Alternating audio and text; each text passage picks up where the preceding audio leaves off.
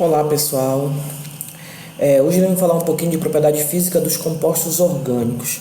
Propriedade essa que são muito importantes para que você diferencie uma substância da outra e até a utilidade de determinadas substâncias orgânicas, ela depende dessas propriedades.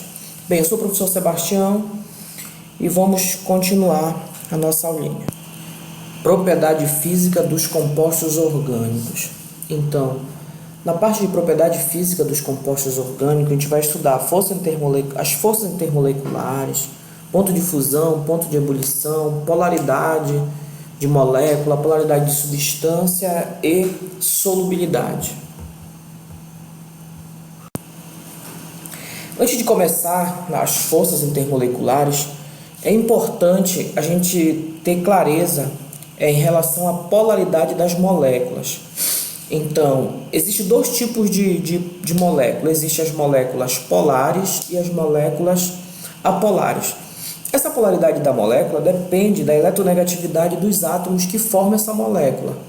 Então, quando eu tenho elementos de diferente eletronegatividade, o que vai acontecer? Quando eles fizerem uma ligação covalente, o elemento mais eletronegativo ele vai atrair para o seu lado, né, a maior concentração das cargas das nuvens eletrônicas.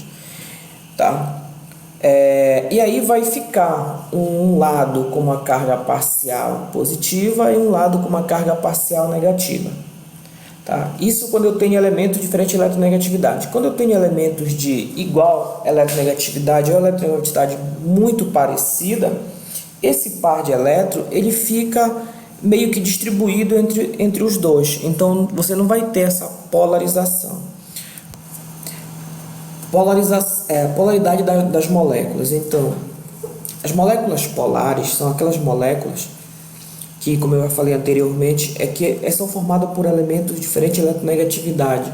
Ou seja, se eu pegar os vetores, né, pegar a soma vetorial dos vetores de polarização, eles são diferentes de zero, ou também te chama de momento resultante. Toda vez que esse momento resultante ele for diferente de zero, eu tenho uma molécula, no caso, polar. Então, as moléculas polares, elas têm devido à diferença de eletronegatividade, o par de elétrons fica mais para o lado de maior força do que para o de menor força. Então eu tenho uma maior concentração de carga negativa numa parte, né, uma parte da nuvem, e tenho uma maior concentração de carga positiva na outra. Por exemplo, se eu for olhar aqui o HCl, então se eu olhar aqui em cima, eu observo que o hidrogênio e o cloro eles têm diferença de eletronegatividade. Então o momento resultante, né, ou a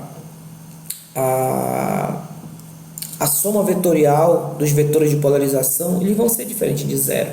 Então, se eu pegar aqui, eu percebi que deu 0,9 essa diferença de eletronegatividade, de força entre eles. Então, e aí se eu olhar para a molécula, eu observo que tem uma maior concentração de carga negativa para o lado do cloro e uma maior concentração de carga positiva para o lado do hidrogênio. Com isso, o cloro ganhou uma carga parcial negativa e o hidrogênio uma carga parcial positiva. Então, isso que é uma molécula apolar. Existe uma diferença de carga. Um lado fica positivo, um lado fica negativo. Ou melhor, carga parcial negativa e carga parcial positiva. Isso vem devido a essa molécula, as suas forças de polarização não serem zero. Já a molécula apolar, essa soma vetorial, né, ou esse momento resultante, ele é igual a zero. Ou seja, se eu pegar todas as forças dos átomos da molécula, eu vou ter uma anulação, né, dessas forças. Ou seja, eu não vou ter polos. É o que acontece com a molécula de cloro, por exemplo, que eu tenho aqui. Se eu for olhar, a força de um é igual à força do outro. Então, esse momento resultante ele é igual a zero. Eis uma molécula, no caso, apolar. Tá? Em outras palavras, as cargas eletrônicas estão uniformemente distribuídas, ou seja, a concentração está distribuída entre os átomos que fazem parte da molécula.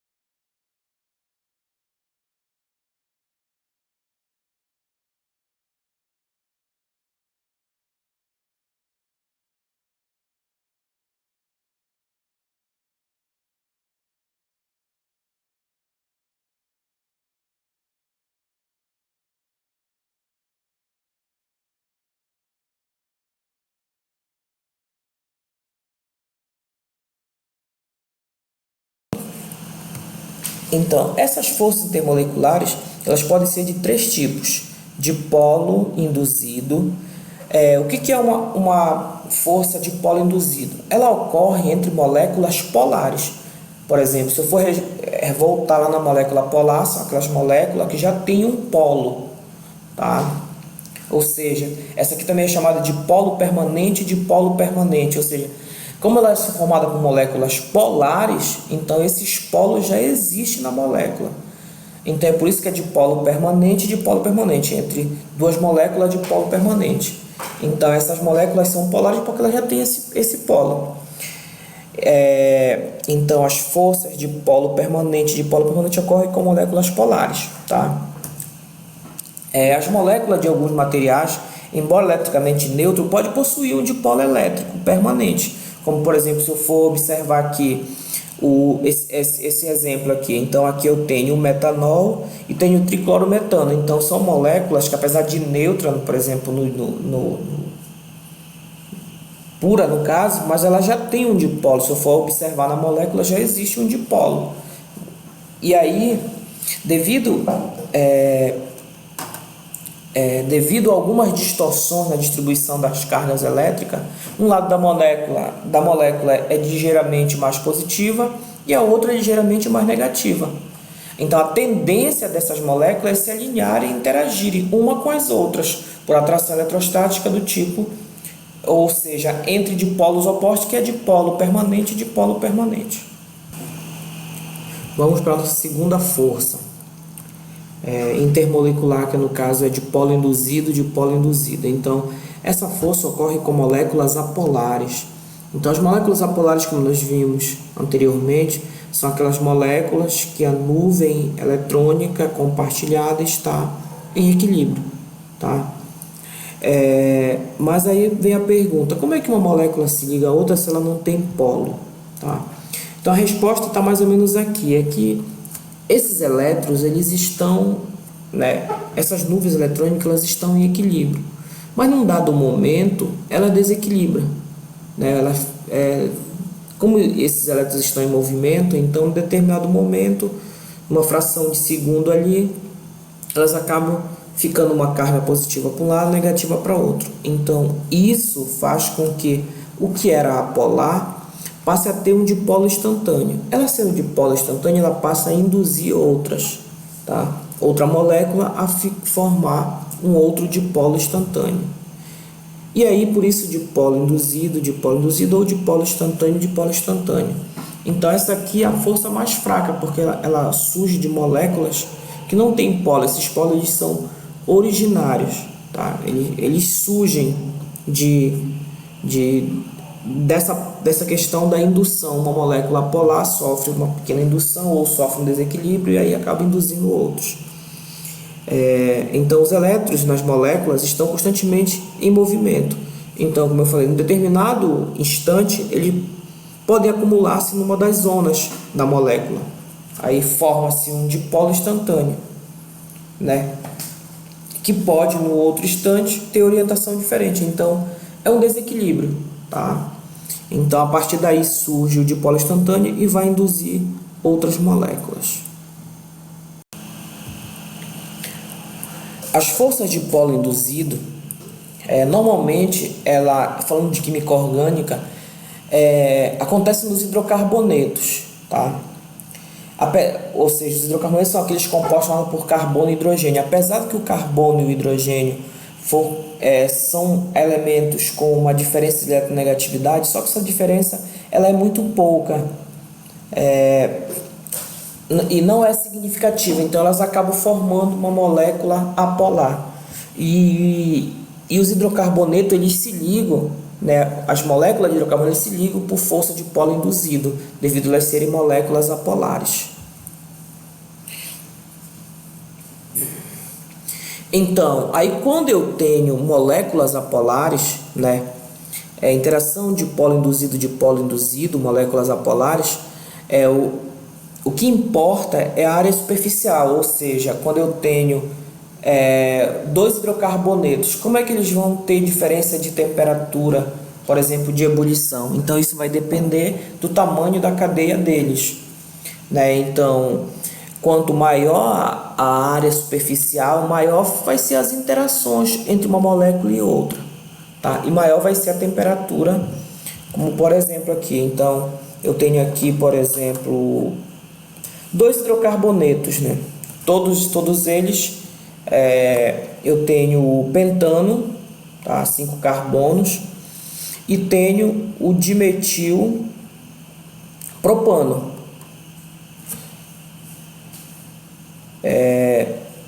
Então, o pentano, se eu for observar a área superficial dele, como ela é maior, maior vai ser as interações de força entre ele. Então, maior vai ter a temperatura de ebulição. Já que se eu for olhar aqui o dimetilpropano,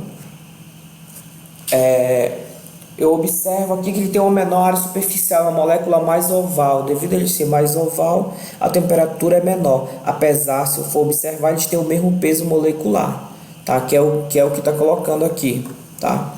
Então, na situação, interação de polo induzido, o que importa é a área superficial. Quanto maior for a área, maior a temperatura, tá? É o que está acontecendo aqui. E aí a terceira força, ligação de hidrogênio, tá? Então a ligação de hidrogênio ocorre entre átomos, só para voltar, só um pouquinho aqui, ocorre entre moléculas polares também, só que aqui é uma polarização extrema, é quase no limite, né, de uma ligação covalente, né, para uma ligação iônica, porque ocorre entre o átomo de hidrogênio ligado, né, aos elementos mais eletronegativos, como o flúor, o oxigênio e o nitrogênio, tá?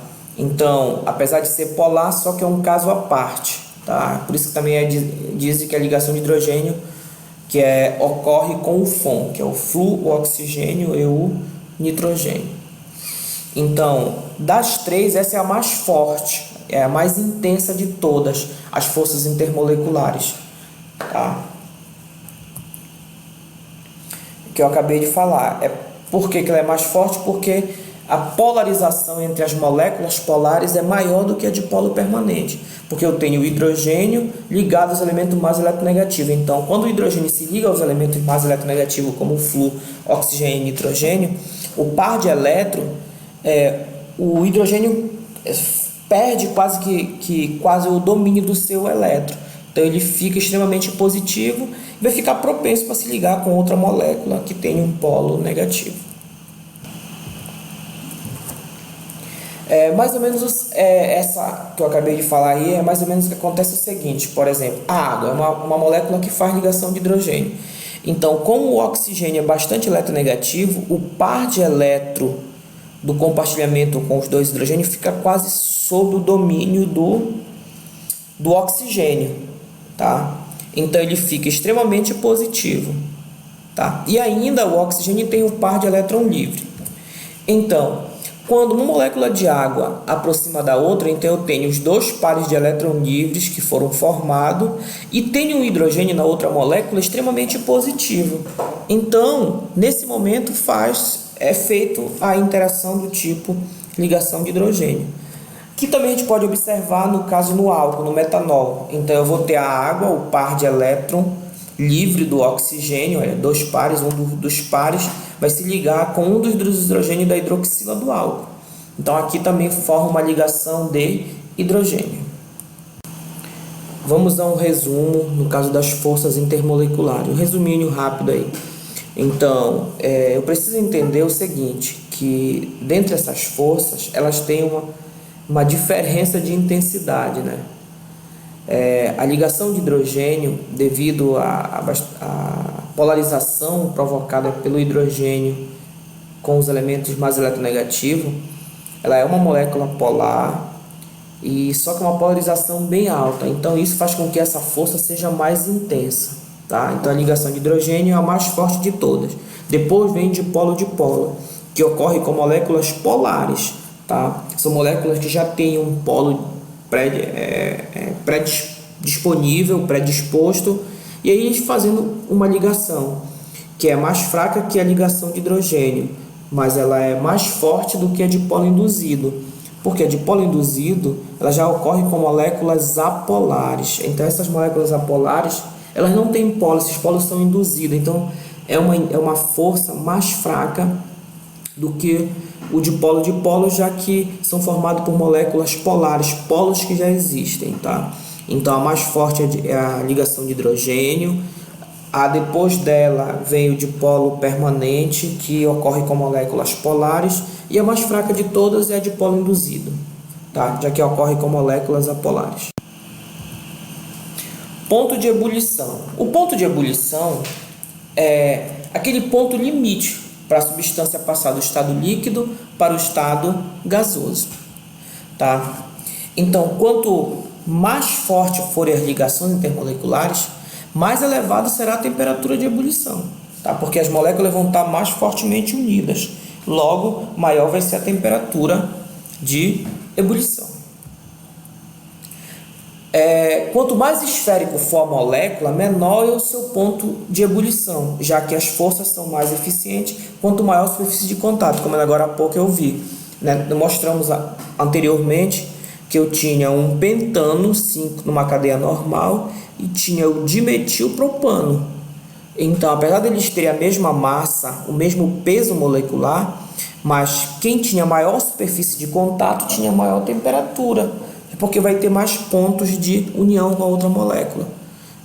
Quanto mais esférico, né, for a molécula, menor é o seu ponto de ebulição, porque tem menos forças interagindo, segurando uma molécula na outra. Ponto de fusão. Ponto de fusão é a passagem do sólido para o líquido, tá? Que é o ponto de fusão. Então, por exemplo, se eu for recapitular aí o ponto de fusão de substâncias iônicas e substâncias covalentes, então as substâncias iônicas, elas têm ponto de fusão e ponto de ebulição elevado e são geralmente sólidos, porque os cátions e os ânions atraem-se fortemente e isso causa uma dificuldade para eles se afastarem, para mudar de estado, já que a mudança de estado físico é rompimento de força, de ligações, tá? Então, é mais difícil de separar um ânion do cátion. Então, por isso que eles são difíceis de fundir, que é o ponto de fusão, e é difícil de ferver, que é o ponto de ebulição. Isso se eu for comparar com substâncias iônicas, aquelas formadas entre metais e ametais. Substâncias iônicas são aquelas que têm ligação iônica. Agora, do contrário, as substâncias orgânicas são geralmente covalentes, são aquelas formadas, né, no caso dos compostos orgânicos, formados por hidrogênio e ametais. Então, são substâncias covalentes e muitas delas são apolares, tá? Ou seja, aquelas que não têm polo, aquelas moléculas que não têm polo, são aquelas que os polos são induzidos. Então, portanto, uma molécula segura na outra fracamente. Então, como uma molécula segura na outra fracamente, elas vão ter baixo ponto, né, de fusão e baixo ponto de ebulição. Por isso que geralmente elas são líquidas ou gasosas. As substâncias covalentes, no caso orgânicas. Um outro ponto importante, solubilidade. Solubilidade é uma outra característica, além das forças, além do ponto de fusão e ebulição, elas têm muito a ver com a parte de solvente, com a parte de limpeza, então até com a nossa célula, né? Por exemplo, as nossas células, elas são lipossolúveis, ou seja, dependendo do que eu quero colocar para dentro da célula, ela se comporta de um jeito por exemplo, a água é polar, para a água entrar existe uma composição, para entrar gordura existe uma outra composição, já que a água é polar e a gordura é apolar. Então, a solubilidade também faz esse controle, essa seleção de substância para a célula e muitas aplicações no dia a dia, tá? Então, a solubilidade ela é largamente afetada pela estrutura química dos compostos, sendo que o grau de solubilidade em água, por exemplo, de éster, que são gorduras, varia de acordo com o comprimento da cadeia alquila, ou seja, da cadeia carbônica, e o número de átomos de oxigênio presente na molécula. Porque se eu pensar assim no éster, eu vou ter uma parte com oxigênio, que vai ser uma parte polar, e vou ter a cadeia carbônica, que vai ser a parte apolar. Então, essas duas partes, elas influenciam muito na solubilidade em água. Quanto maior a cadeia carbônica, menor é a solubilidade em água. Só que, claro, ela vai ter maior solubilidade em compostos apolares. Uma outra questão interessante da solubilidade é que semelhante dissolve semelhante, ou seja, substância apolar dissolve substância polar, tá? Substância polar vai solubilizar o semelhante dela, que é substância polar. E não dissolve ou dissolve muito pouco as substâncias apolares, tá? Por exemplo, a água, ela vai solubilizar bem o sal. Por quê? Porque o sal é polar. Agora, se eu colocar uma gordura, ela não vai solubilizar. Por quê? Porque a água é polar, a gordura é apolar. Aí vem o outro lado, que substância apolar, né, dissolve substância apolar. E não dissolve, ou dissolve muito pouco as substâncias polares. Se eu for observar, por exemplo, as tintas, existem as tintas à base de água e à base de óleo. A base de água são substâncias que tem lá polares, né? Agora, a base de óleo são substâncias apolares. Por exemplo, se eu for colocar água na tinta à base de óleo, eu não vou solubilizar ela. Por quê? Porque a tinta à base de óleo é apolar. O mesmo acontece o oposto. Se eu for colocar, por exemplo, thinner na tinta à base de água, não vai funcionar. E tantas outras. A mão suja de graxa, né? Vai sair com água, vai sair com diesel, com gasolina, com querosene, né? Então a gente sabe que semelhante solubiliza semelhante. Questão do esmalte, por exemplo, ele não sai com a água, mas se eu vou passar acetona, éter, diesel, thinner, tudo vai sair, porque são semelhantes, solubiliza semelhante.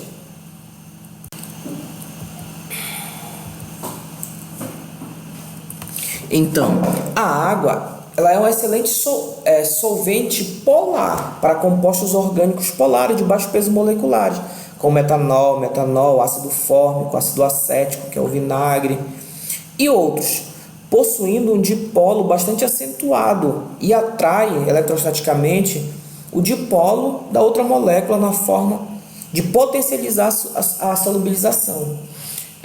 Por exemplo, como ela já tem uma polarização, né, forte, então ela vai ser solúvel bastante em substâncias polares. E aí, se eu pegar, por exemplo, álcool, né, com metanol que são álcool, ácido fórmico, que é ácido carboxílico, ácido acético, que é o vinagre, são substâncias que têm ligação de hidrogênio, então elas têm uma polarização. E como a cadeia carbônica é pequena, ela vai solubilizar muito bem na água, né? Porém, essas moléculas orgânicas possuem uma parte polar solúvel, né, em água, e a outra parte apolar que não é solúvel em água. Só que como são moléculas pequenas, a parte polar acaba dominando sobre a parte apolar. Agora, à medida que eu vou aumentando essa cadeia carbônica dos ácidos, né, dos álcools e dos ácidos carboxílicos, a solubilidade em meio aquoso ela vai diminuindo. Por exemplo, se eu pegar aí um álcool com o butanol com 4 carbonos, então a solubilidade não vai ser a mesma do metanol ou do etanol, tá? Por quê? Porque eu aumentei, por exemplo, metanol tem 1 carbono, etanol tem 2, o butanol já tem 4. Então, cada vez que eu vou aumentando, eu vou diminuindo a solubilidade. Aí já vai dar para ver as duas fases, a fase polar e a fase apolar. Tá? Mais ou menos desse jeito. Então, por exemplo, se eu pegar uma cadeia carbônica, que eu peguei uma estrutura do sabão, mas só para apresentar isso, que eu vou ter uma região polar, ou seja, hidrofílica ou hidrófilo, tá? Hidrofílico significa que gosta de água, que é amigo de água, e vou ter uma parte hidrofóbica, tá? Hidrófoba também, que tem fobia à água. Então, a parte que tem fobia é a polar, que são as cadeias carbônicas. E a parte polar é onde eu tenho oxigênio, hidrogênio e outras substâncias, no caso aqui do sabão, sódio. Então, a mesma coisa acontece com ácido carboxílico, com álcool. Então, eu tenho uma parte que tem oxigênio, que é bastante polar, e tenho uma parte de carbono que é apolar. Então, a partir do momento que eu vou aumentando aumentando a cadeia carbônica, eu vou diminuindo a solubilidade em água. Vamos falar um pouquinho agora das forças intermoleculares entre as funções. Então, primeiro é hidrocarboneto, tá? Os hidrocarbonetos são compostos formados por carbono e hidrogênio, e os hidrocarbonetos, eles são apolares e eles têm força de polo induzida, ou seja, a mais fraca de todas. Só que entre os hidrocarbonetos, o que vai fazer diferença na força deles alguns critérios, né? E um dos critérios é o peso molecular. E automaticamente o maior número de carbono. Quanto maior o número de carbono, maior o peso molecular, maior vai ser a temperatura de fusão e ebulição.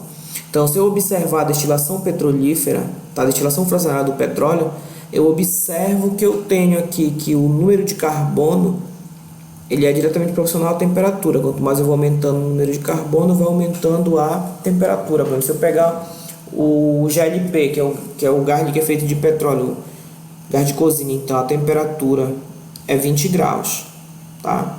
De 1 a 4. De 5 a 9, que é o nafta, solventes, produtos químicos, então 70 graus.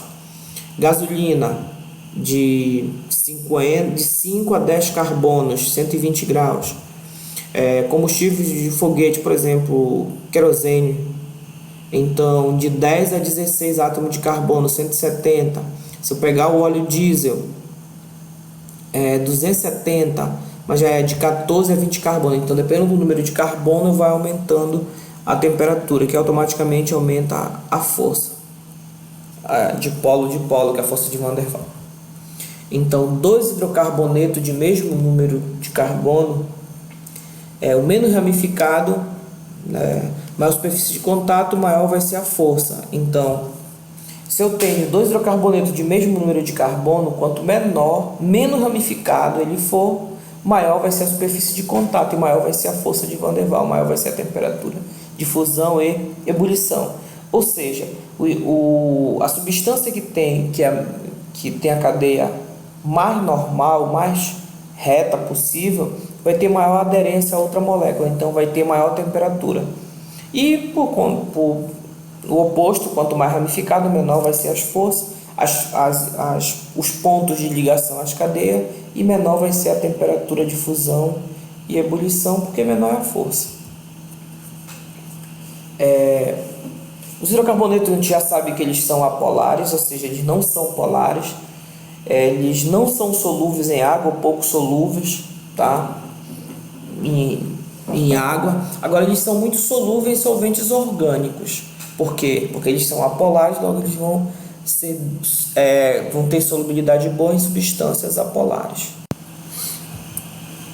Os hidrocarbonetos são menos densos que a água, tá?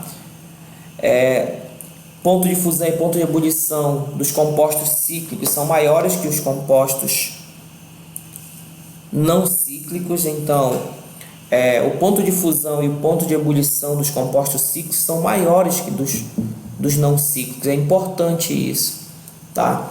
Devido à questão dos ciclos, devido a eles terem bastante estabilidade, logo é mais difícil romper as ligações deles, por isso que eles têm maiores temperaturas, né, de fusão e de ebulição. Já os abertos são mais fáceis de ser rompidos, uma estrutura da outra. Uma outra coisa importante é que os alcenos, né, o ponto de fusão e ebulição dos alcenos são maiores que dos alcanos. Agora vamos para os álcools. Os álcools, como eles têm hidroxila ligada ao hidrogênio, então eles formam ligação de hidrogênio ou ponte de hidrogênio, tá? Entre si.